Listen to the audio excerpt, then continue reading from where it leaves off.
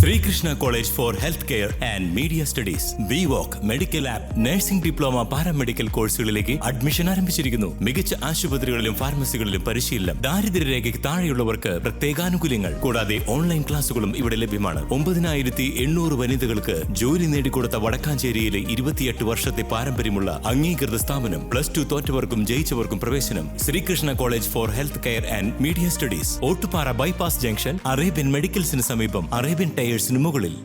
എരുമപ്പെട്ടിയിൽ വിവാഹ സംഘം സഞ്ചരിച്ചിരുന്ന വാഹനമിടിച്ച് പ്രഭാത സവാരിക്കിറങ്ങിയ യുവാവ് മരിച്ചു. എരുമപ്പെട്ടി അണ്ടേങ്കാട്ട് പീടികയിൽ അബ്ബാസിന്റെ മകൻ 31 വയസ്സുള്ള അബു താഹിറാണ് മരിച്ചത്. ഞായറാഴ്ച രാവിലെ 7:30 എരുമപ്പെട്ടി ഫൊറോന പള്ളിക്ക് സമീപമായിരുന്നു അപകടം.